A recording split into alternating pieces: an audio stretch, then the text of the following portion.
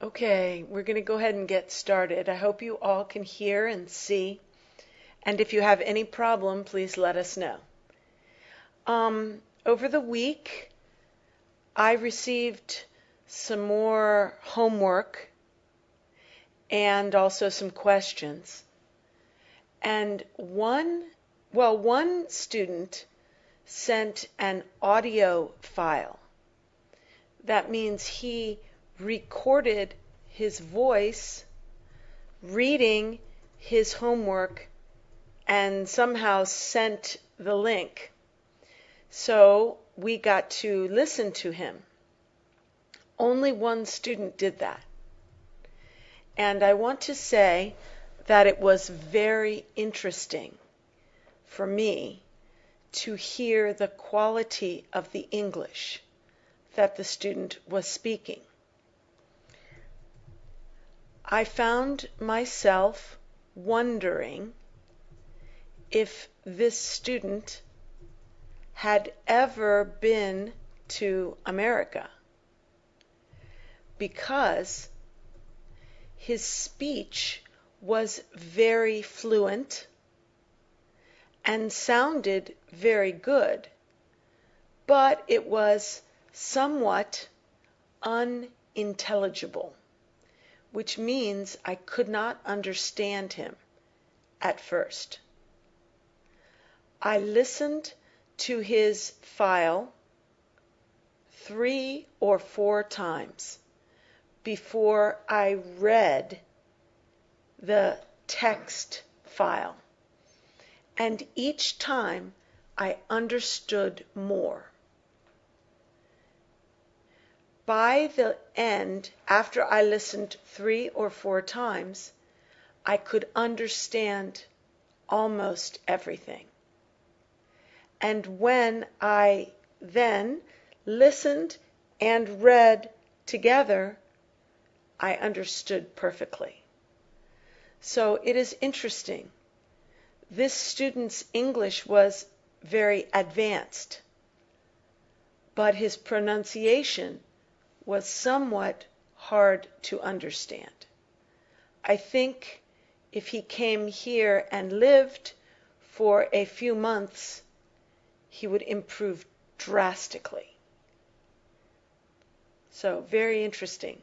I would like to hear more of your English. And we are thinking about trying to add a Skype dimension to this class so that you can speak in English to me and see if we can understand each other. If you would like that, please email or text Alessandro and let him know, because if a number of students would like to try to speak, then we will try to make it happen technically. So that would be interesting. Let us know if you want to try. Also, I received one essay that was beautiful and excellent. And I thought the ideas were so valuable that I want to read some of it to you. This was written by a student for homework, and it summarizes what Levis is trying to say and also what Olavo is trying to teach. So this is not just a summary, but an analysis. And I thought it very valuable. I'll read a portion of it. Before I read, I'll tell you, the student said that most of what he understands from the Levis book, he understands mainly because of his study with Olavo. If he had not studied with Olavo, then he would not understand Levis as well. So, some of this information comes largely from Olavo's teaching, but it also reflects the core of what Levis is teaching. So now I will read. Professor Olavo recently told us that all human knowledge begins with literature and with the arts. I'm going to skip some now.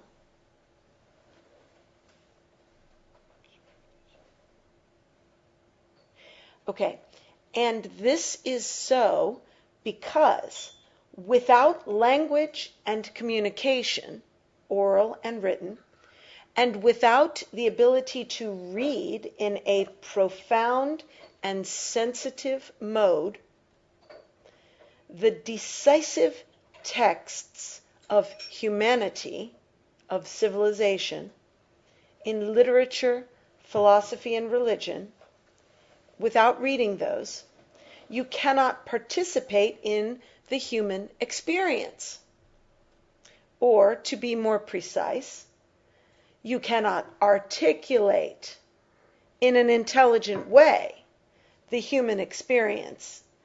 You are outside the cultural tradition if you cannot read those sensitive and profound texts. And this being the case, you will be disconnected from the living principle.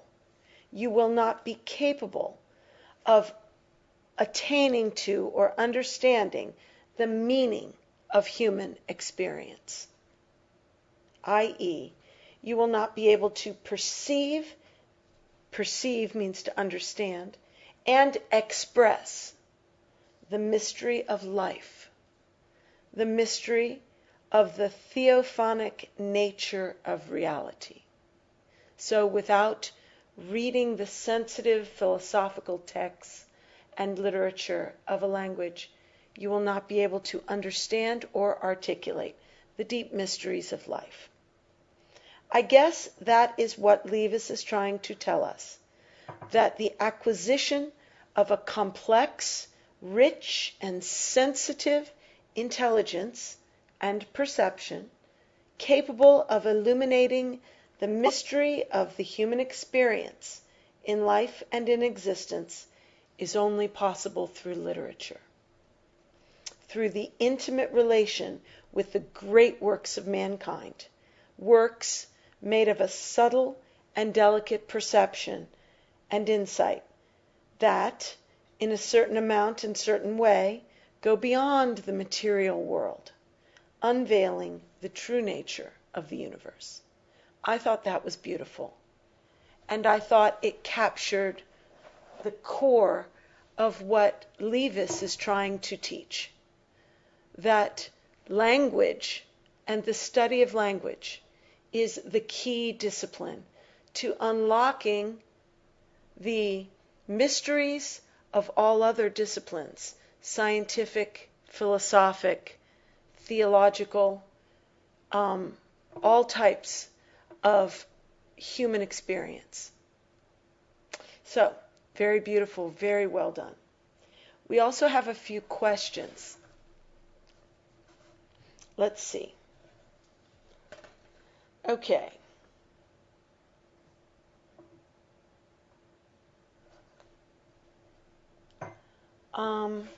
One student pointed out that in class number 13, I said that this construction for the possessive is incorrect. I said that to say Levis's, as in Levis's point of view, maybe.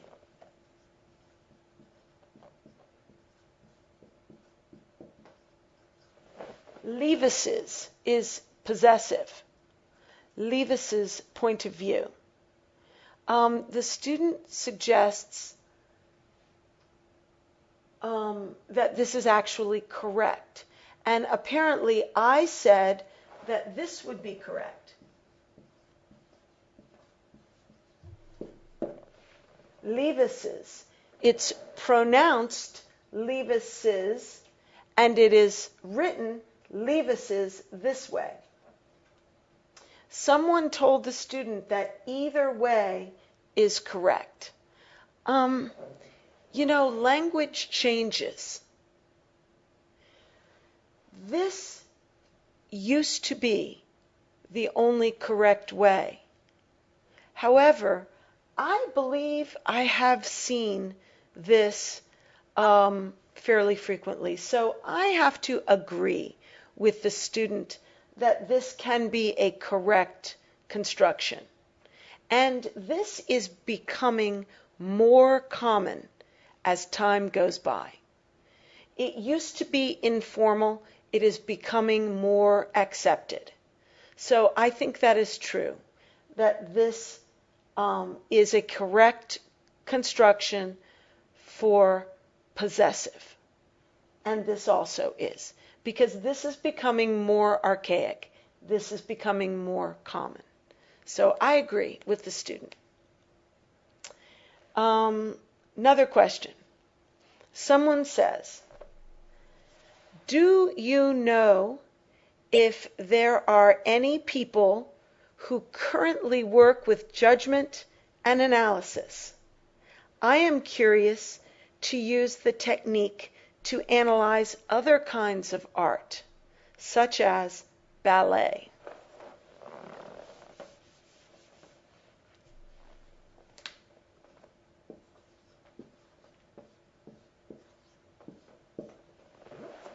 Now, in answer to your question, I do not know of people who are using judgment and analysis, especially not in other arts. And your question caused us to think and laugh about applying judgment and analysis to dance. And some people said, I cannot imagine how you can apply judgment and analysis to something like ballet. But I thought that I can imagine using the technique to analyze ballet if you are familiar with many kinds of ballet and with the history of early dance and how it developed over time into modern dance, and how the modern expression of ballet expresses the emotions and the storyline and the content of the music, compared to how other forms of ballet expressed the same emotions, and did one rely upon the other in the development of the art.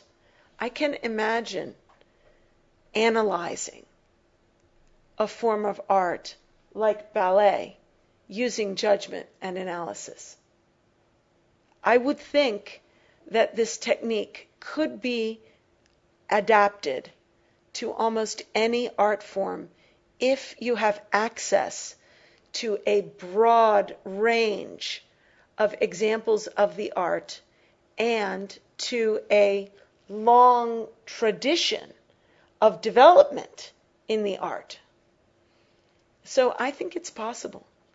If anyone has any information about this, please write to us and we'll share it in another class. So, very interesting question.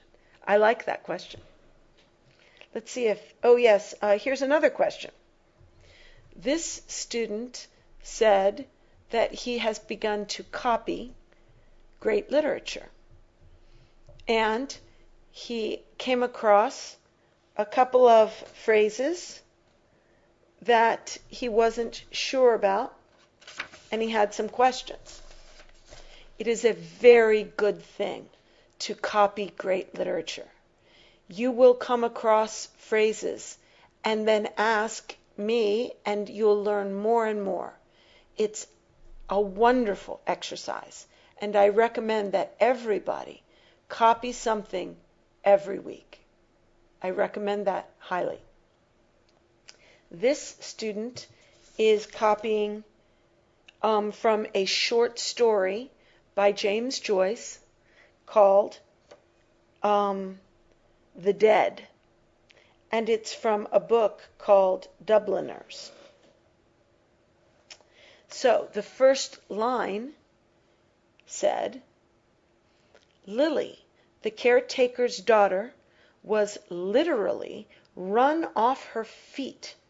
Hardly had she brought one gentleman into the little pantry behind the office on the ground floor and helped him off with his coat. Then the wheezy hall door bell rang again, and she had to scamper along the bare hallway to let in another guest. This student is asking about two usages.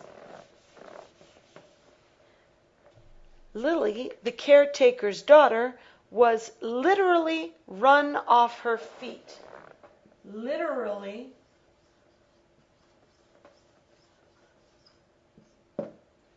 run off her feet.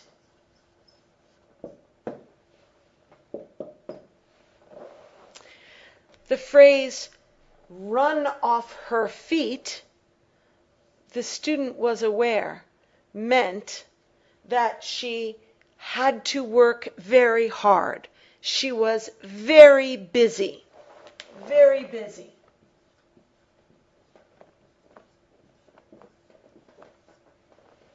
But the student asked about this phrase, literally. What does the author mean by literally?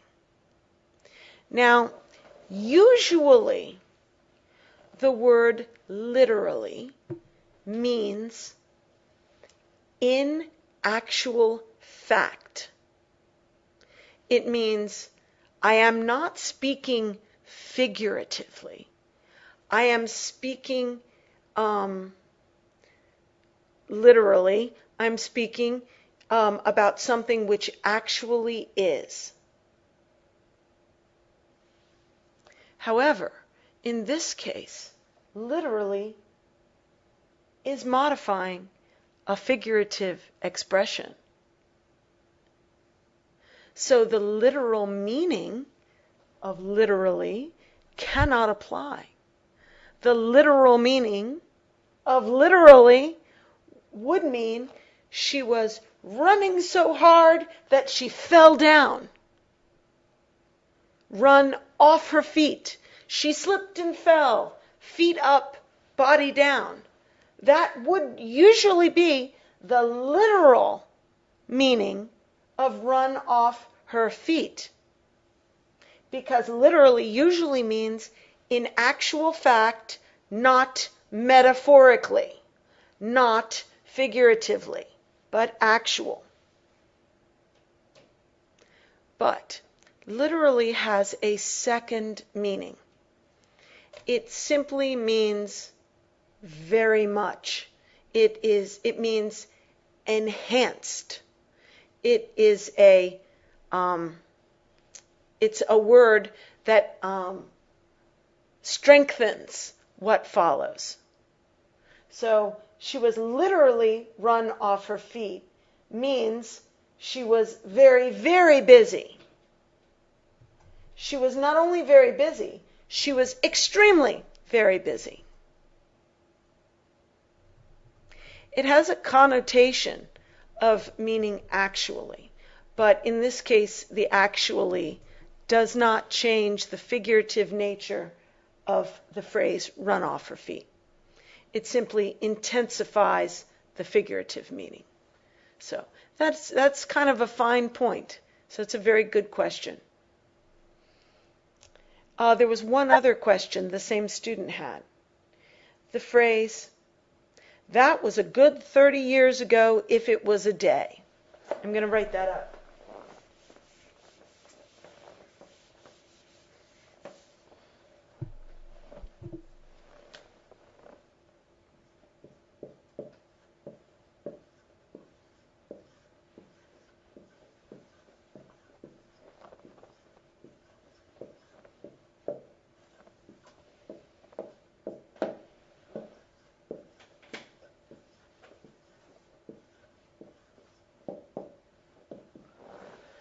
It was 30 years ago if it was a day.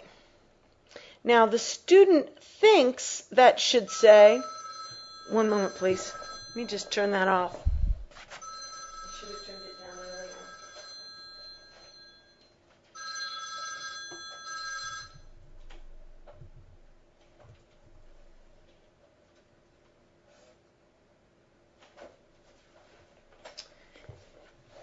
Okay, thank you. Sorry about that. The student thinks it should say, that was a good 30 years ago as if it was a day.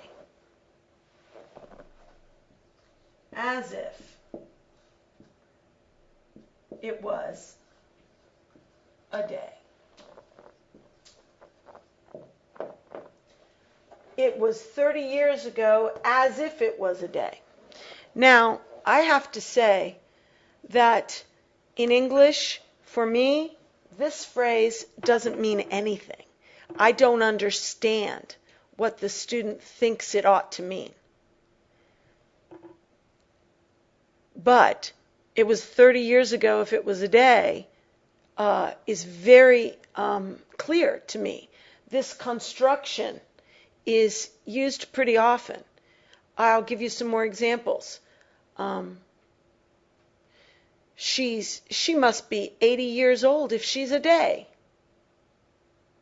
Or that cathedral is 1,000 years old if it's a day. It's a way of saying that you are making a guess about the age. And the guess is of a long duration. And you are asserting that the thing must be that old if it is even one day. So, because the thing is old, you know for sure it's a day at least. So, if it's even one day, then it is all of 30 years. So, it's a way of intensifying your guess. That it's a way of saying it must be at least 30 years ago. She must be at least 80 years old. The cathedral must be at least 1,000 years old. So, literally the construction, it's X amount of years if it's a day, means I am guessing, but I believe it must be at least that old. That's what it means. And it's a construction we use pretty much. So I'm not sure about as if it was a day, what that would mean, but this construction we use.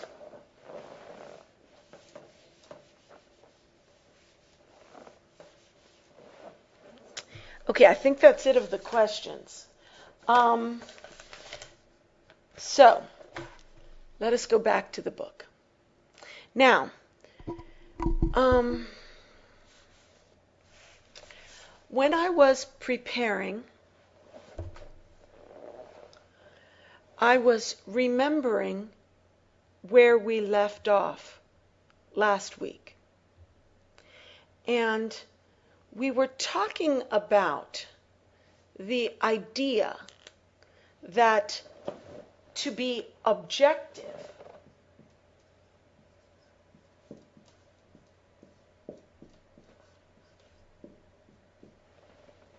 means to be values free.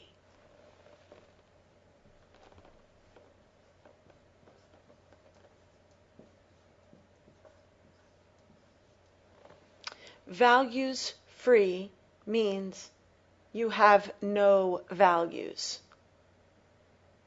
No values at all. You are free of values. That is what it means, according to the philosophy we are speaking of, to be objective. And to be objective is considered sophisticated and intelligent and good. Whereas to have values, to make value judgments about something being good or bad, or right or wrong, or wise or foolish, that is considered subjective.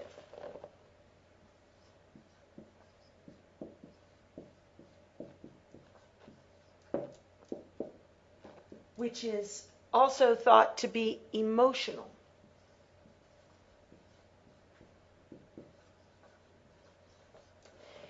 And not considered to be really objectively true. It is considered that these subjective judgments have no reference in the universe. They are purely coming from within an individual. There is no objective right or wrong to them. This is the idea we were talking about last week. And if you remember correctly, I read you an excerpt from, I believe it was this book, Out of the Silent Planet, which is the first in C.S. Lewis's space trilogy. And in this excerpt, I attempted to show you how language can be used to mask evil and make it sound good. Language can hide the true nature from a values perspective of something. You can use language to make it seem good, when in fact, the plain meaning is something bad. And I want to point out, I will not read anything to you, but I want to point out that both subsequent books in this trilogy, Paralandra, which is the second book, and That Hideous Strength, which is the third book, further explore this theme because C.S. Lewis was a contemporary of Levis, and he saw where the philosophy of the day was going. And in the last book, there is a room called the objective room, where people were taken to be desensitized to any subjective reaction to anything, so that they would become objective.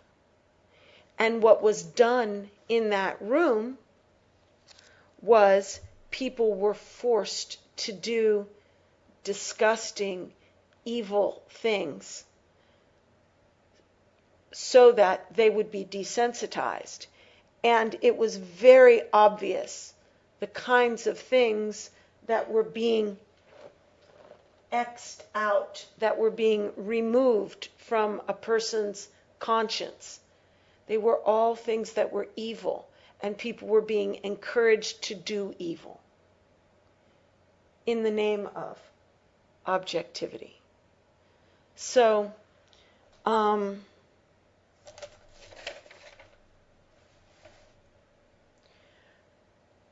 I myself am not a philosopher.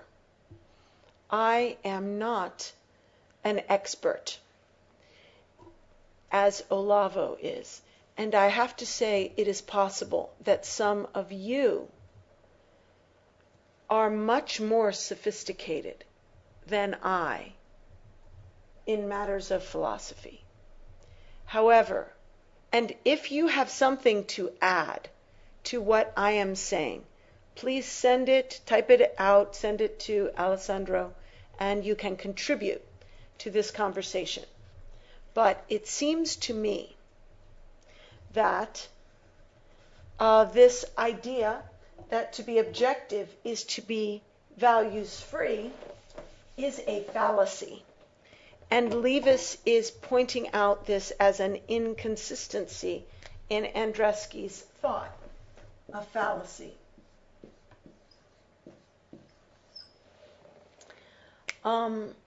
It seems to me that to be human is to perceive values, right and wrong, good and evil.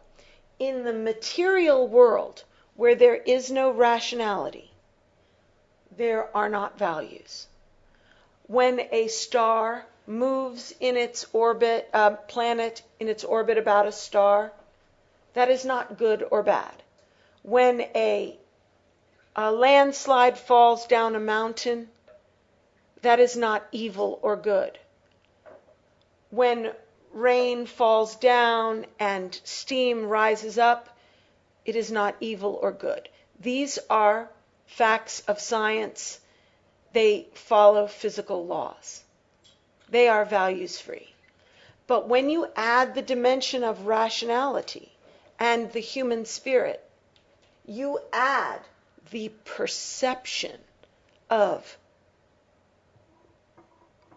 good and evil. This is part of what it means to be human. And to try to return human beings to the level of values-free objectivity is to try to remove from them the spiritual dimension and put them back to an almost inanimate level, the level of a rock or a gas in nature. So, I personally believe that this whole idea is fallacious. And I know that Olavo agrees also that this thinking is very mixed up and that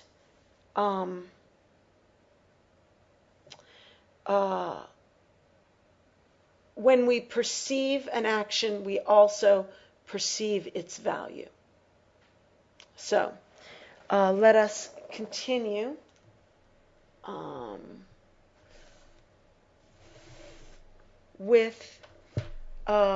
I'm going to read some of what we have already studied and then review it briefly, and then that will launch us into our text for today. I am reading beginning on page 28, and I think I will begin with the paragraph, I touch here on the theme of English. That is backing up quite a lot, but I won't talk about it. You can just hear the flow of argument. Okay? And I will stop a little bit later and review what we studied last week so that we can move into this week. Page 28, second full paragraph. I touch here on the theme of English as a liaison center, a theme entailing the postulate that the main intellectual disciplines should be co-present in the university, but that a belief in the possible profit of such co-presence is not a belief in mixed courses or in seminars on Wittgenstein for literary students. The presence of philosophy in the university should be important for English. The profit would accrue in the fields of both disciplines. I had better add at once that I cannot think of it as involving, for English, a dependence on authoritative advice from the academic department of philosophy. Before offering to justify this immodest avowal, I will quote another passage from Andreski's chapter and make the commentary it invites. Even today, the spontaneous approach of anybody who has made no special effort to accustom himself to viewing his social environment, as it were, from the outside, remains emotional and manipulative, and the overwhelming majority of pronouncements on human affairs are made either for the sake of giving vent to emotion or influencing other people's behavior. The latter can be achieved either by direct command or by imbuing people with appropriate sentiments, or by instilling into them beliefs about the existing circumstances and causal relations between them which will induce them to behave in order to satisfy their desires. Normally, when we speak about human conduct, we condemn or praise, persuade or promise, threaten or cajole, and to be willing and able to discuss social behavior dispassionately and without an immediate utilitarian aim in view, remains a hallmark of sophistication uncommon even today, and the first glimmerings of which appeared in the writings of Machiavelli. Now let me review briefly what was said about this last week.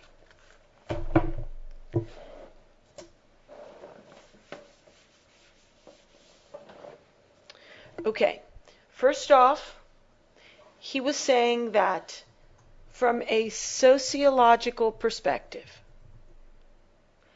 untrained persons interact with society and look at society with two responses: emotional and manipulative. So, untrained people see society and interact with society either emotionally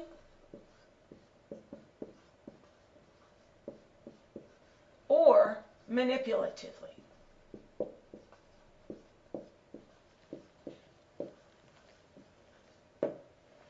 This one is unobjective.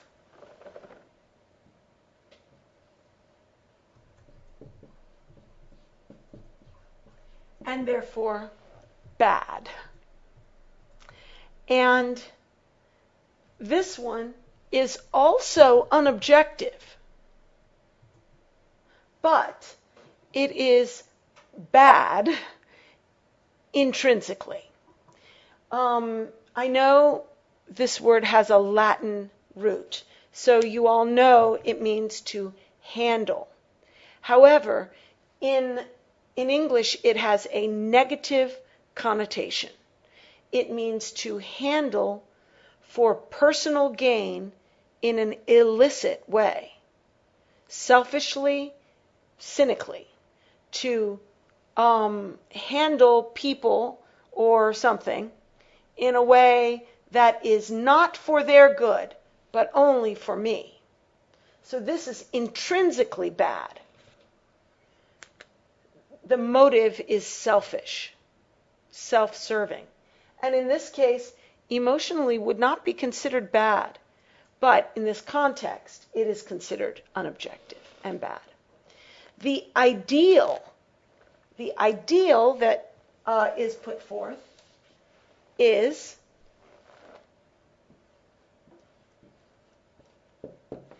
to discuss sociology, human behavior, cultural norms, etc. Discuss it dispassionately.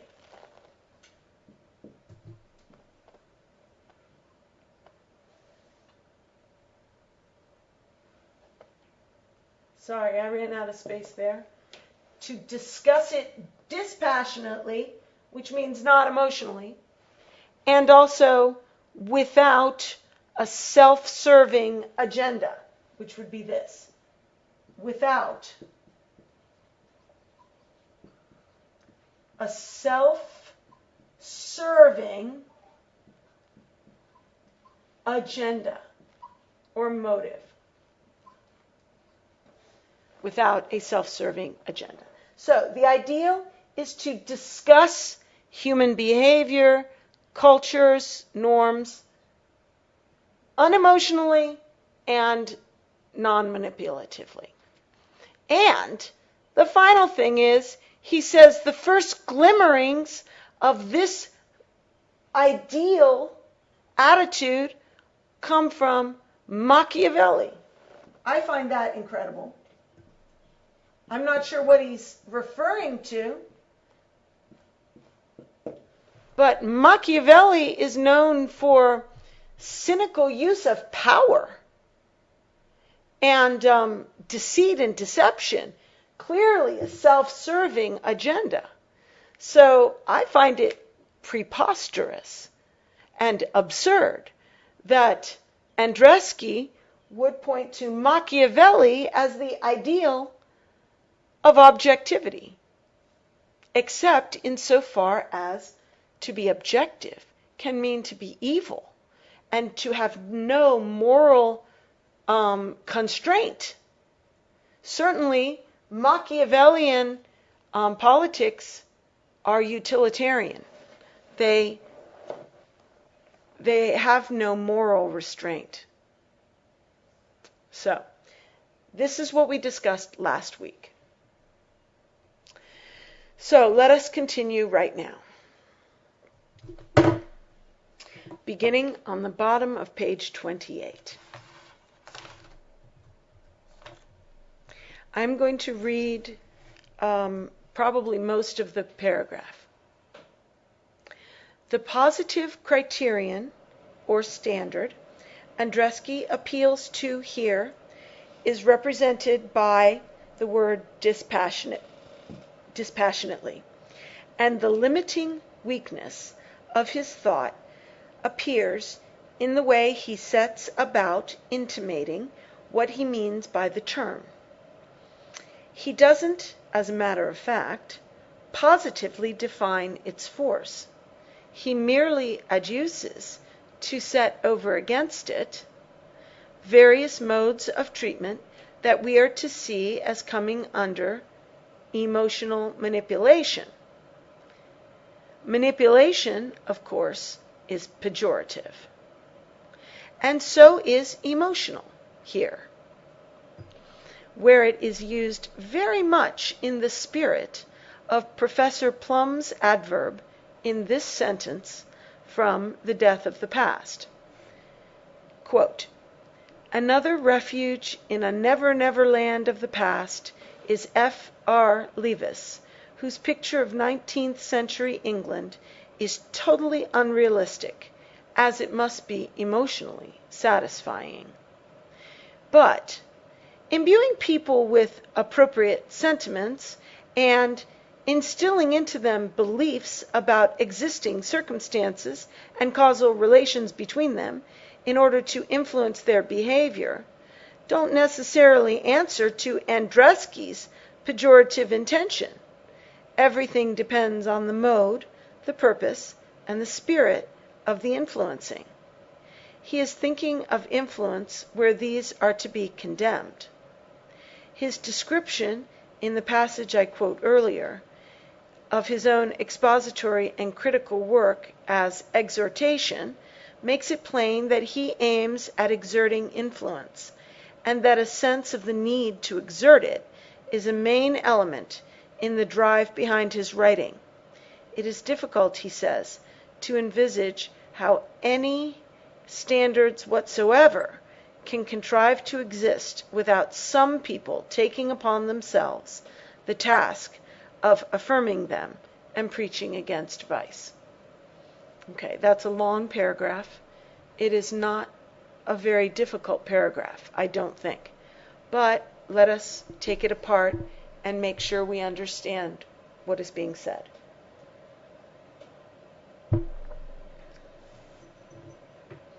Okay, remember, in my review, I explained that the ideal, actually, one moment please, hold on for a second.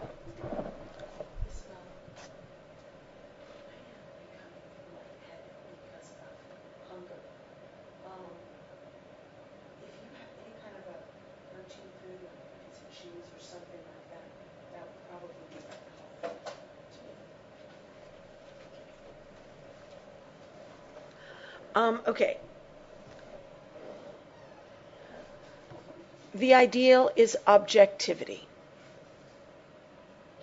And Andreski is criticizing most people, almost all people, for being emotional and manipulative instead of being objective. Now, when, hold on one sec. Please excuse me, I'm going to eat a bite or two because I'm actually having a blood sugar drop. Hold on one sec.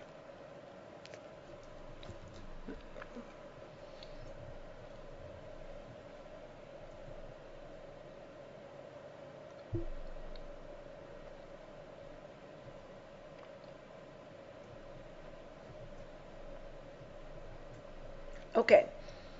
When he says the positive criterion or standard, Andreski appeals to here is represented by the word dispassionately. The positive criterion is objectivity. The standard is someone must be without emotion and without a personal desire to manipulate others.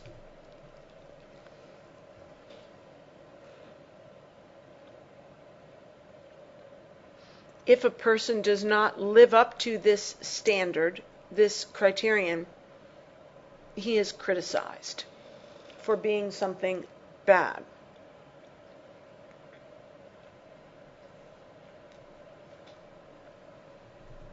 Now, the limiting weakness, Andreski has a certain argument.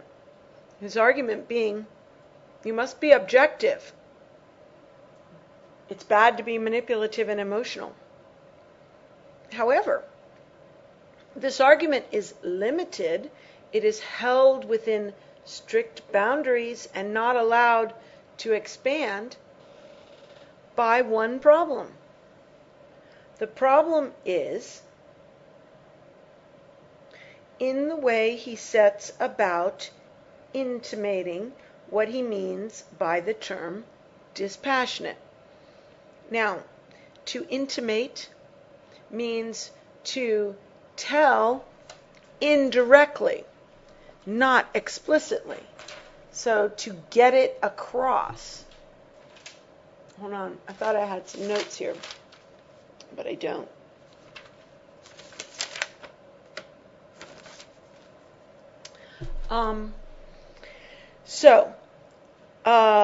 The positive criterion or standard is represented by the word dispassionate.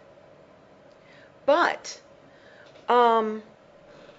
Andreski is making a weak argument because in his thought, the weakness in his thought is that he never really explicitly sets forth what the word means. So, the limiting weakness of his thought, and not just how he presents it, not just his argument, but his thought, apparently. Remember, Levis is suggesting that there's inconsistency in Andreski's thought. There's weakness in his thought.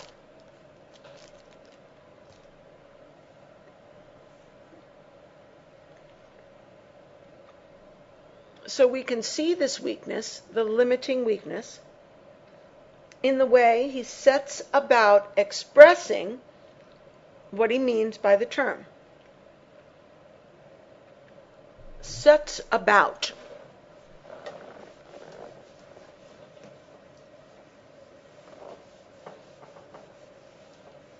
Remember in that sentence earlier where it says, the beginning of the quote, even today the spontaneous approach of anybody who has made no effort, approach,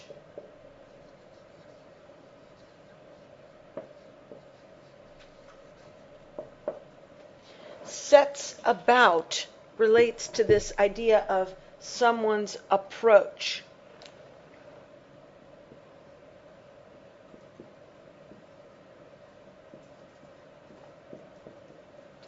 The way he sets about doing things means his approach to the task. It means his style. His style of proceeding. The way he is going to do it. So, the way he sets about means his approach. To intimate, he sets about intimating what he means, and intimating means indirectly say, by the term dispassionate. He doesn't, as a matter of fact, positively define its force. To define its force positively means to define it explicitly, to talk about what the value is. He doesn't do that. All he does is talk about what the value isn't. He negatively defines it by saying what it isn't. He says, well, it's not emotional and it's not manipulative. But he never says what it is. He doesn't positively define its force. And when it says, as a matter of fact,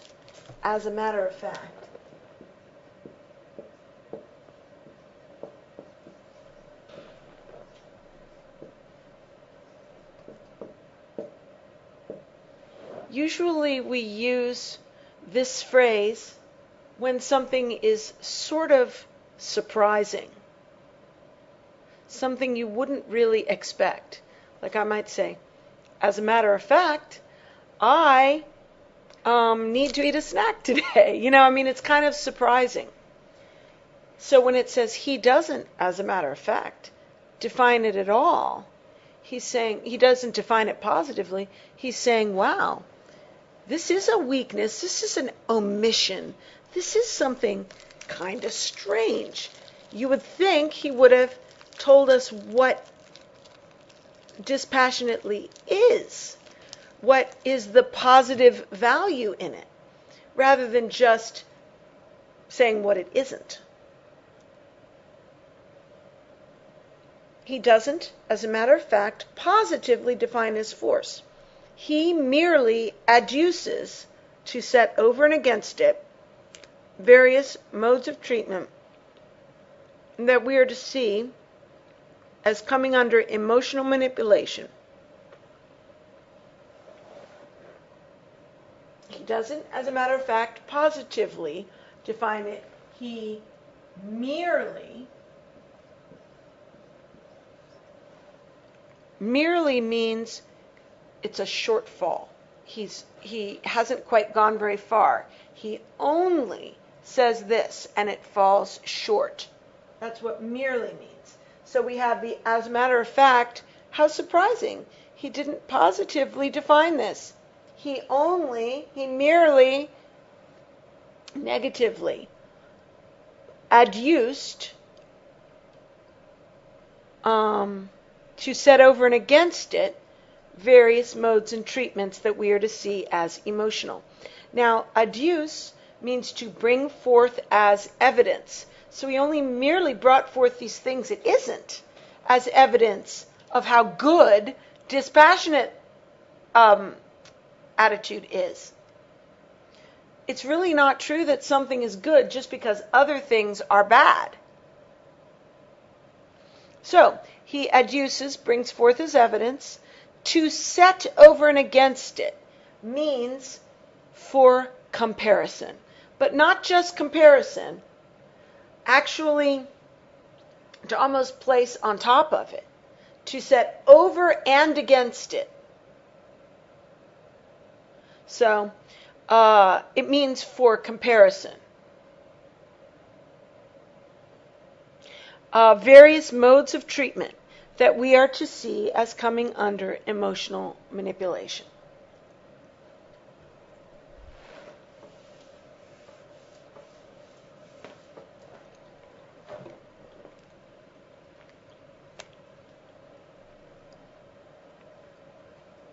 Notice when he says emotional manipulation, he is uniting the two bad things, emotional and manipulative, causing two to really become one. Manipulation is, of course, pejorative. Of course, indicates that it is intrinsically so and everybody knows it. And I already told you the word implies something bad. So, of course, manipulation is pejorative. And so is emotional here. Now, normally the word emotional would not be considered pejorative, but he's going to explain in what sense it is. Levis is going to explain that. Manipulation, of course, is pejorative, and so is emotional here, where it is used very much in the spirit of Professor Plum's adverb in this sentence from The Death of the Past. Okay. He is going to illustrate a negative usage of emotional, a pejorative usage of emotional, from a sentence from the book The Death of the Past by Professor Plum. Now, I looked up Professor Plum and found out that he was also a contemporary of Levis, and the book The Death of the Past was written in 1966, and it talks about the ways people use the past to justify the present. So someone may say, well, they did it in the past, so it must be okay. So, in this sentence, let's read the sentence. It has a use of the word emotional, which is pejorative, in the same way that Andreski's use is. Okay. Here's the sentence from Death of the Past. Another refugee in a never land of the past is F.R. Levis, whose picture of 19th century England is totally unrealistic, as it must be emotionally satisfying. Okay, what's a Neverland? There's a book, fiction, called Peter Pan. Peter Pan.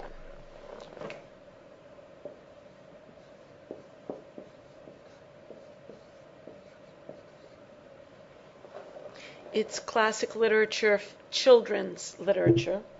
And in Peter Pan, there is a place called Neverland. And that place is a utopia for children, where everything a child could want is reality. It's a place where children never grow up. And when he says a Neverland, he's alluding to that, to a place that doesn't exist, but that people have in their heart, as though they remembered it. The land of childhood. It's better than childhood ever was.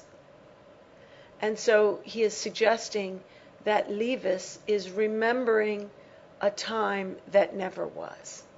That Levis is glorifying the 19th century and sanitizing it and making it into something that never was. And when it says he is a refugee is a person who has been displaced from his beloved land to live in exile in a strange place.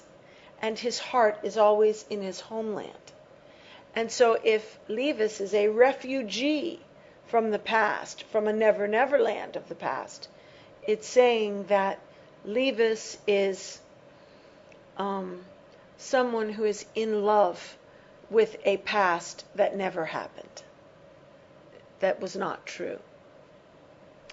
And his picture of the past is unrealistic, i.e., it never happened, but emotionally satisfying, which means, in a pejorative sense, that Levis would subjectively like for things to be the way he says they were. But really, that's just his preference, his sentimental, emotional love of something that is just never was and never will be. So he's saying that emotional is used pejoratively there in the same way that emotional is used pejoratively by Andreski.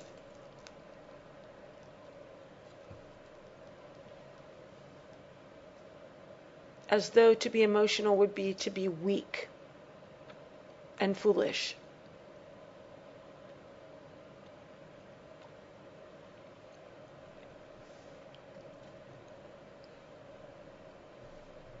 Okay, then he says, but imbuing people with appropriate sentiments and instilling into them beliefs about existing circumstances and causal relations between them in order to influence their behavior don't necessarily answer to Andreski's pejorative intention. Everything depends on the mode, purpose, and spirit of the influencing. Let's take that sentence apart.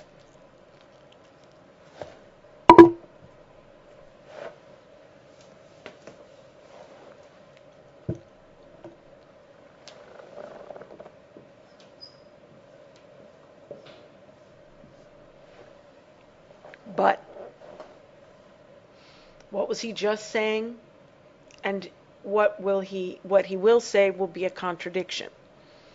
He was just saying that emotional and manipulative are bad. But actually he's saying that Andreski said being emotional and manipulative are bad. But does Andreski really believe that they are bad? So this but stands in between two contradictions. Andreski says emotional manipulation is bad, but Andreski doesn't believe emotional manipulation is bad. That's the structure. The but stands between two flat-out contradictions. Andreski says it's bad, but Andreski doesn't believe it's bad. Okay, that's what we expect the point to be when we get the word but.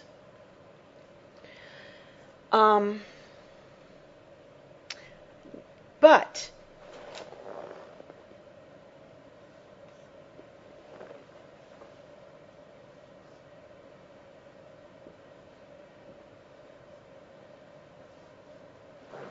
I'm not going to write it all up.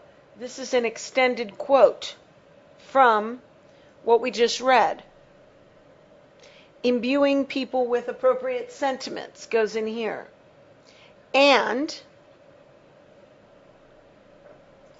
instilling into them beliefs about existing circumstances and causal relations between them in order to influence their behavior. These two are direct quotes of what Andreski said most people do that is bad. These are the examples he adduced to show how good objectivity is. Doing these things are bad, therefore objectivity is good. But those things don't necessarily answer to Andreski's pejorative intentions. So this and this don't necessarily answer to Andreski's pejorative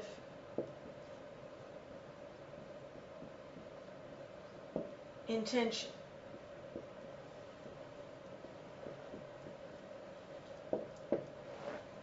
What he's saying is that these things are not always seen as bad. They don't answer to the pejorative intention. They don't support it. They don't support the contention that it's bad to do these things. It all depends on the spirit, the motive, and the mode. So, it all depends on the mode, the purpose, and the spirit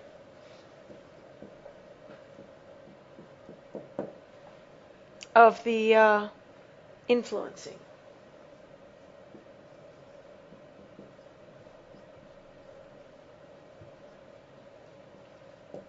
Okay, the influencing.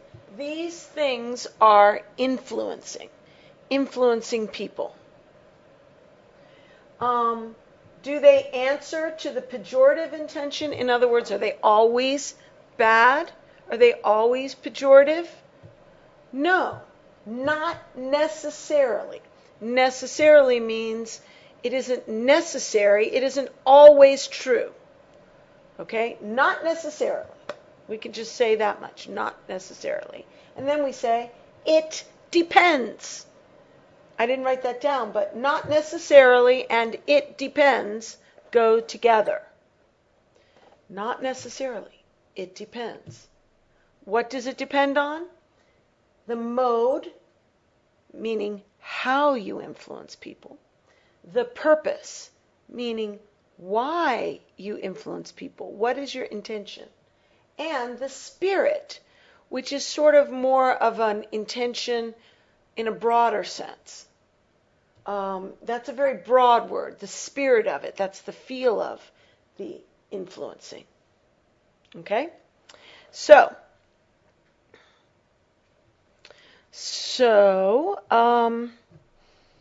just to recap, the positive criterion or standard that Andreski appeals to here is represented by the word dispassionate. But the limiting weakness of his thought appears in the way he sets about his approach to intimating, telling us what he means by the term. He doesn't positively define it. He merely adduces, to set over and against it, various modes of treatment that we are to see as coming under the heading emotional manipulation. Manipulation is pejorative and so is emotional. But imbuing people with appropriate sentiments and instilling them with instilling them with beliefs about existing circumstances and causal relations in order to influence their behavior aren't always pejorative. Not necessarily. It depends on the mode, purpose, and spirit of the influencing. He, meaning Andreski, is thinking of influence where these are to be condemned. He is thinking of influence where influence is to be condemned.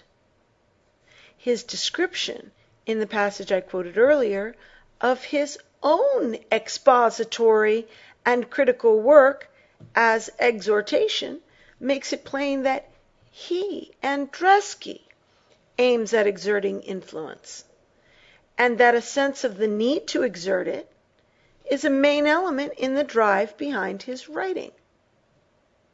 So, Andreski has already told us 2 pages ago, on page 27, that his own work was exhorting people to a standard. So what's the difference between what these untrained people do and what Andreski does? Perhaps there is no difference.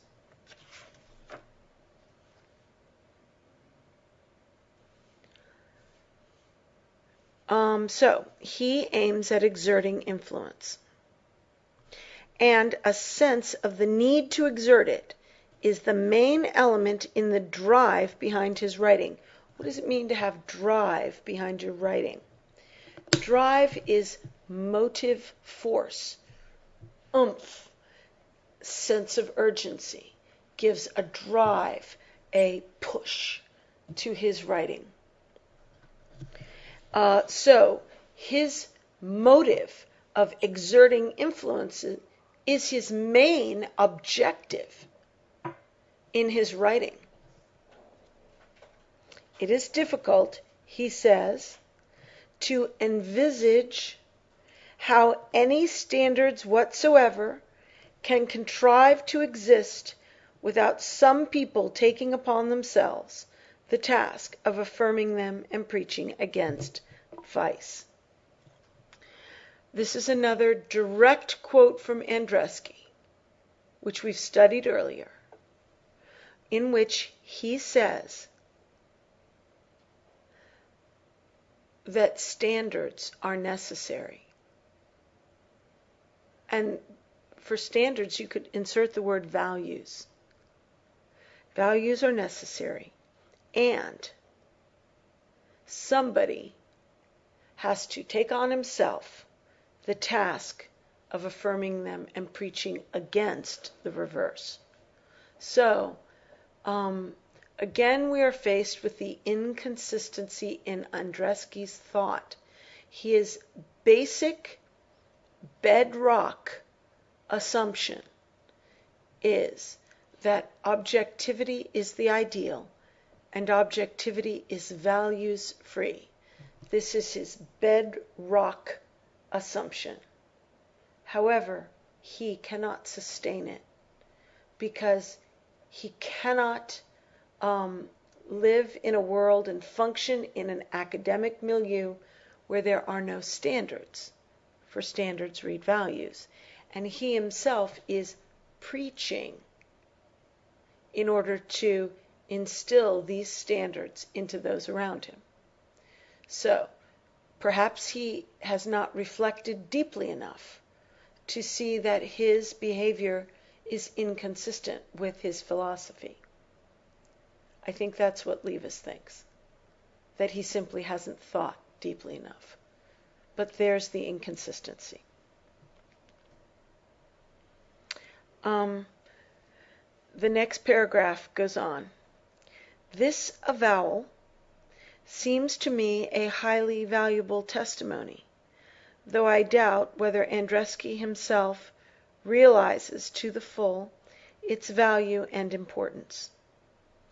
Are the standards he speaks of, any standards whatsoever, merely the standards necessary to the achievement of objectivity as he conceives or misconceives it? That is not, as a matter of his intention, plain.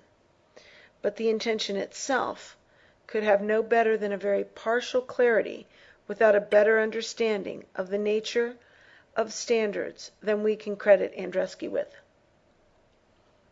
The issues are fundamental, and in relation to the status of English as a discipline of thought, are of utmost importance. This avowal, what's an avowal? It's sort of like a confession, in the sense of a statement of something that is true within yourself, that you believe in deeply, with force, a forceful statement, a weighty statement. What avowal is Andreski referring to?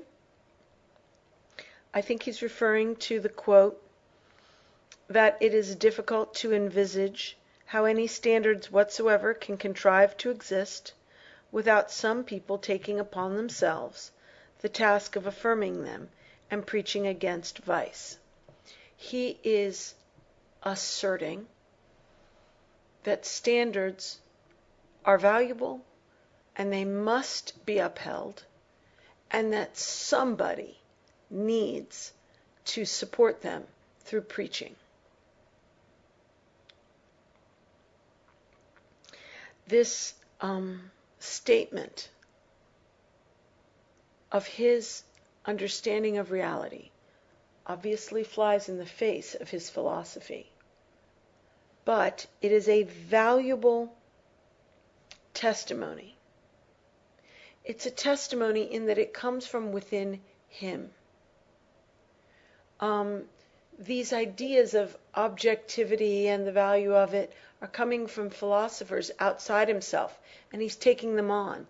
But when he speaks from his heart, he speaks from the unexamined assumption that values are necessary Standards are necessary, and people need to support them.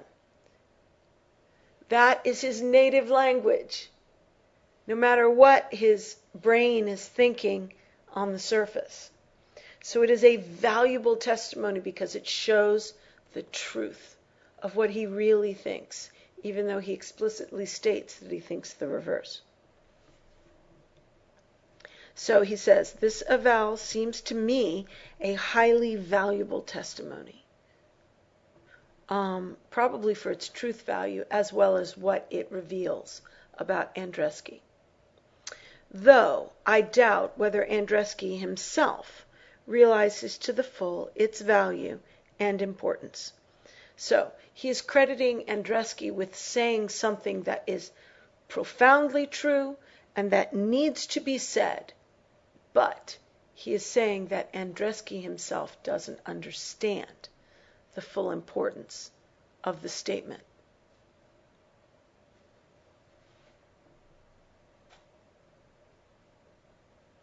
Andreski himself does not realize to the full its value.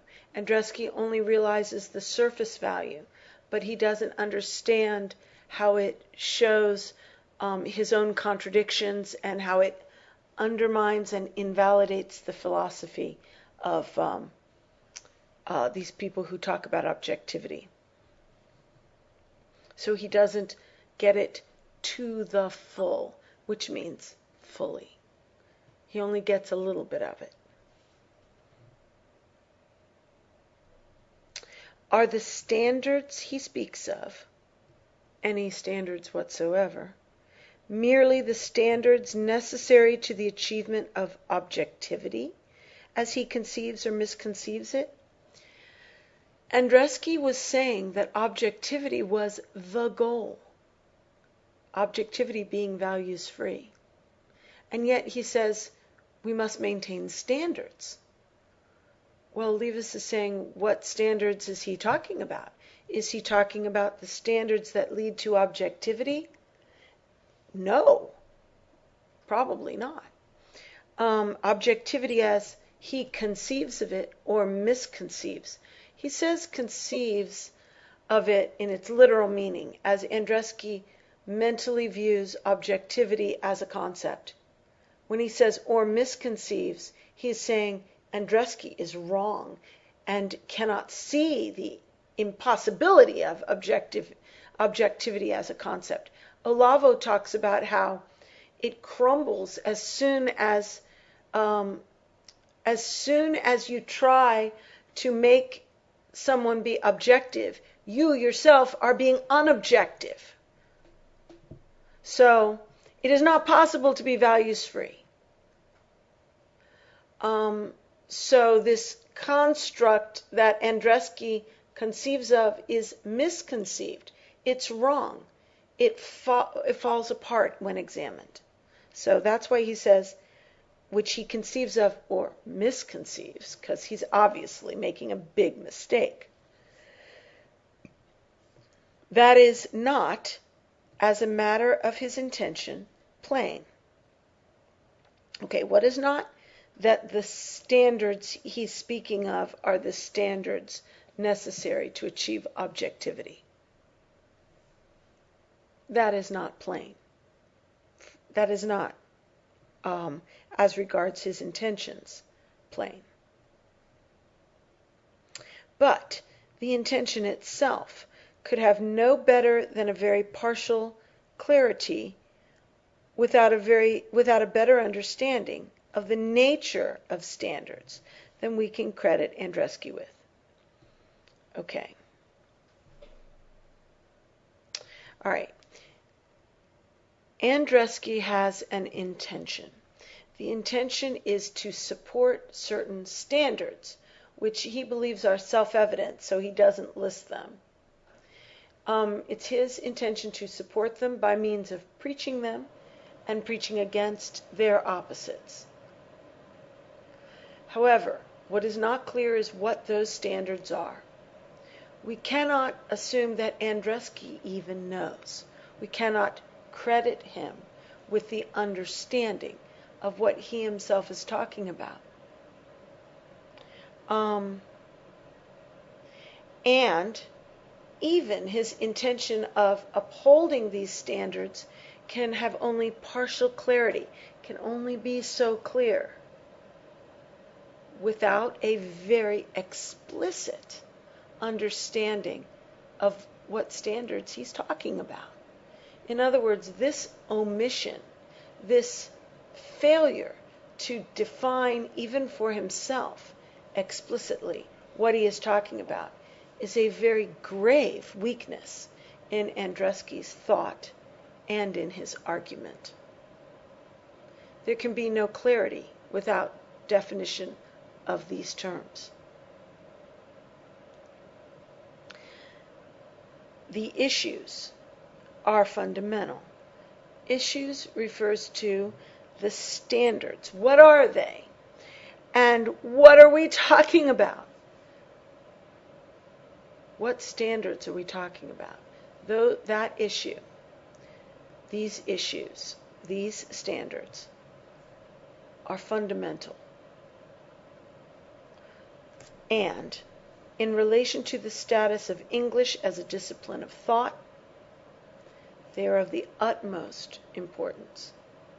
I believe these standards sort of refer to, well, maybe you can think in what you think they are and write it in, but it seems to me it probably has something to do with, from Andreski's point of view, the right handling of the facts. He was upset with the people in his field for not handling the facts of sociology in a logical and correct manner, but rather just speaking out of their own, pulling things out of the air, out of just what they think with no support. I think that's kind of what Andreski is talking about. And also perhaps falsifying documentation, not thinking things through deeply. For Levis, I think standards would have more to say about the integrity and purely human and spiritual approach to the world that English as a discipline can enable us to perceive and articulate. Okay, shall we go on to another? We should take a break. Okay, we're going to take a break here. If you have any thoughts or any feedback, any comments or questions, send them in now. We'll see you in a few minutes to answer any feedback. And okay, I'm back. Are you back yet? Are people on? Can you see? Just a second. Time to come back.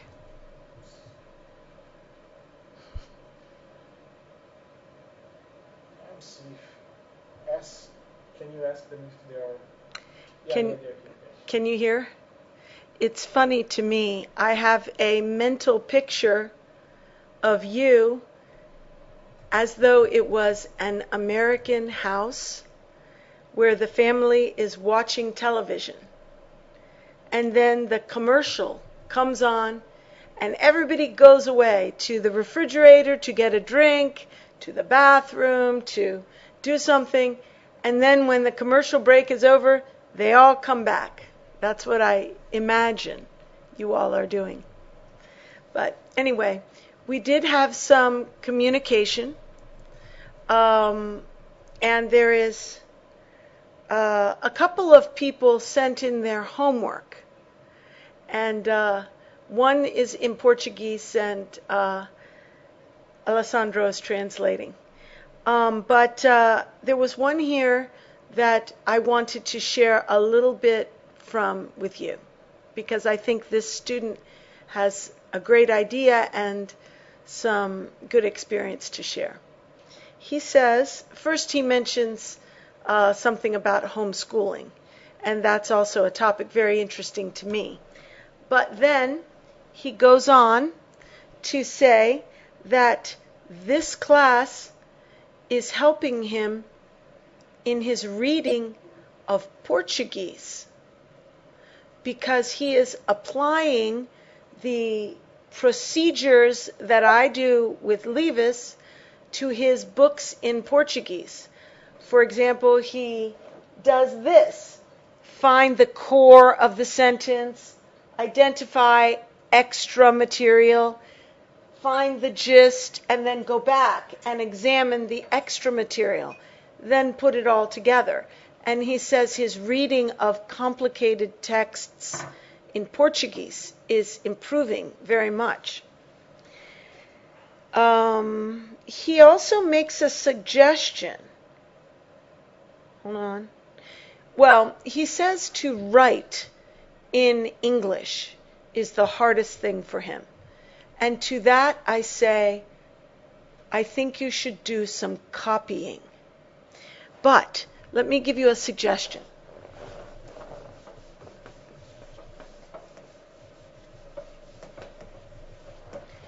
This is the best way to teach writing to adults. It doesn't work so well for kids, but for adults, this is the best way to work on your writing. Number 1.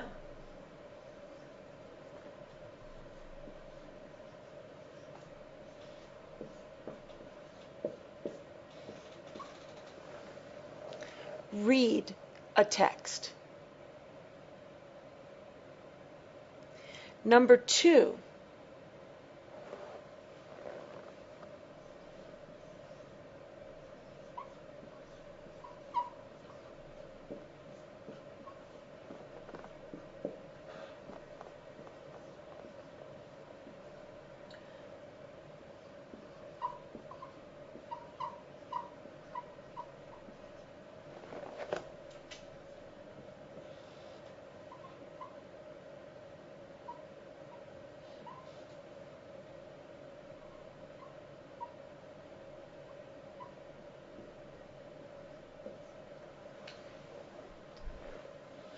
when you read it, take a few notes of what is being said.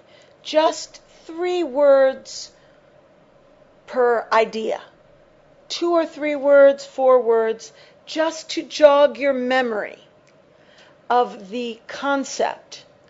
So when you read, take some short notes. Then put it away.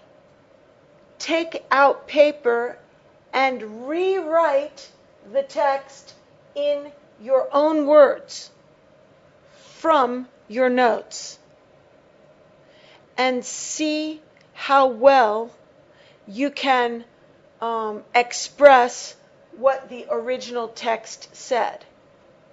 Then, number 3, compare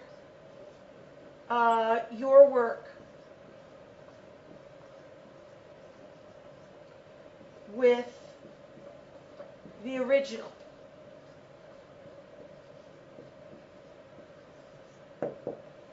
And make some corrections. The text should be very short, but something you are interested in. Do not try to memorize word for word the text. Try to get the concepts and then re-express them in your own words. And then compare your English with the English of the text. If you do this several times, you will get better and better. It is like copying, which you should also be doing. Copying patterns your mind, and also doing this form of rewriting patterns your mind. So I highly recommend you try it and see how it works. Let me know how you do, and good luck. Also, this particular student says that it might be interesting occasionally, maybe once a month, to analyze a poem in English, especially important poems in American literature. This student thinks that would be important for you students to better understand American culture. And we can do it in maybe 20 minutes of class and then continue with the Levis book. If you like that idea, please let us know. Okay? If you want to do some analysis of poetry in class, please let me know. Also, if you would like to try to bring a verbal dimension to this class, maybe through Skype, let us know. And we'll see. So if there's anything else you want, let us know. But until, no more comments, Alessandro? Okay, we're done for today. I'll see you.